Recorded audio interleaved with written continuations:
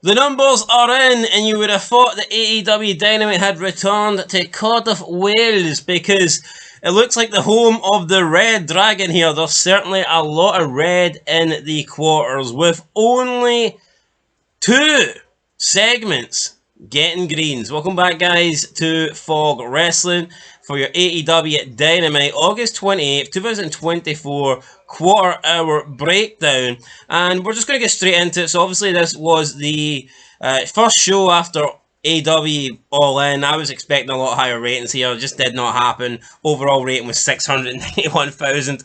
Extremely disappointing, if you ask me. It's a really poor number, but let's dissect that a little bit. Let's break it down. Quarter 1, 8 o'clock to 8:15. John Moxley live promo. The conglomeration, Will Nightingale, Hook backstage. We got a Tomohiro Ishii versus Hangman Adam Page match, and then that got 765,000 views with 323,000 views in the key demo, and that was as good as it got in terms of viewership and in terms of key demo. We move into quarter 2, 8:15 to 8:30. It's Tomohiro Ishii versus Hangman Adam Page. Then we got a post match with Swerve Strickland, minus 7%, 712,000, and in the key demo, minus 6%, 303,000. And again, after that, we get more red. Quarter 3, 8:30 to 8:45. Hangman Adam Page and Swerve Strickland with a live promo. Then Jamie Hayter versus Harley Cameron, down 1% in viewership to 706,000. Down 2% in key demo to 296,000. Again, quarter 4, nothing changes. Down again, red in both.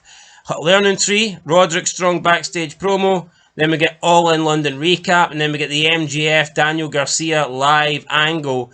Down 3%, 687,000 views, and down 3% in the key demo, 287,000 views. This was the lowest rated key demo quarter of the show.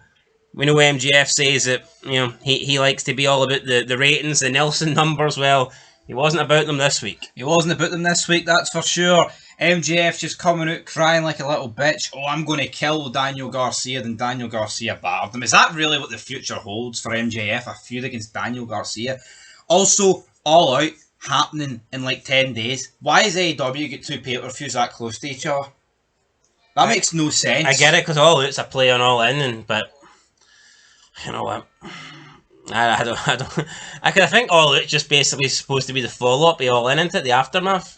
Yeah, but 2 weeks, 13 days? I mean, that's embarrassing. Does Daniel Bryanson and Jack Perry deserve a feud to go longer than 2 weeks? I don't think Jack Perry deserves to be on this show, but could Daniel Bryan lose and retire in like 10 days' time? Not to Jack Perry. Not today. Quarter 5, 9 o'clock to 9:15. We got a Ricochet video. We got Roderick Strong in the Learning Tree versus Hook in the conglomeration. This went up 2% to 698,000 and up 7% in the key demo to 307,000.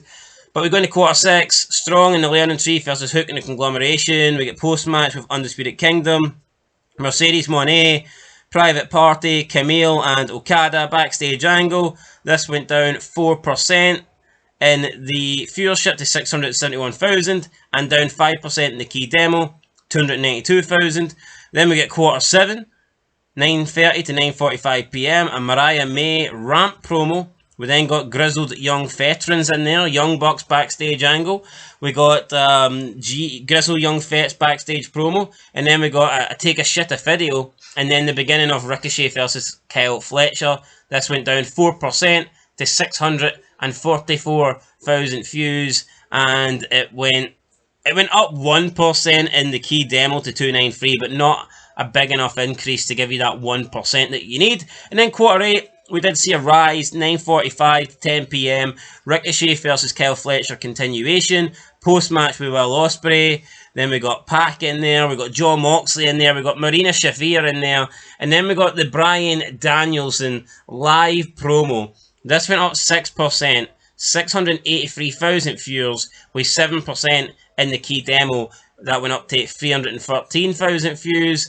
But that's where the good news ended for Dynamite, because the Overrun, which lasted from 10 o'clock to 10:09, and it featured only Bryan Danielson and Jack Perry, the new title feud going forward, it lost 8%. And it also went down 6% too. So Yeah, really, really poor there. 629,000 viewers and 295,000 viewers in the key demo. Bryan Danielson, new reign as champion, loses 8%. Not saying it's necessarily his fault, but it's not a good look anyway. I mean, if it doesn't matter who he's in the segment with, he's the new champ. You'd expect him to keep people interested for 9 minutes here. And what people are led to believe, he could have retired tonight. You know, he teased it in the press conference, he teased it in the show, and it's like no one really cares. Unless Jack Perry came out and people just lost interest. He didn't come out, he was on the Titantron talking to Bryan. So. Same thing, you know what I mean? Same thing. But he came out and attacked Bryan after the video, but again, Daniel Bryan's just not that much of a draw. You used to big him up. Oh, look, he's appeared in the Collision. He brings in like 4,000 people. Hold on, I've never really bigged him up. I've gave the guy his dues. Okay, I'm not even a Bryan Danielson fan. I can't stand the guy. I think he's overrated as fuck. But I'm not going to sit here and say that when it comes to numbers, he isn't pushing top 5. Well, he's the worst fucking numbers here. Well, he is. He's pushing last. No, I mean he is, but again, that could be down to the overrun and the placement of that. Could be, but again, I think Daniel Bryan should have kicked off the show. Yeah, no, I agree. I think Daniel Bryan should have kicked off the show instead. They kick off the show with Jon Moxley, who's not been there in months, and it's just a cold open. Yeah. No relevance to All In whatsoever. I think Jon Moxley ending the show with that mistake would have been better. It would have been like, what? What's going on? Shane McMahon?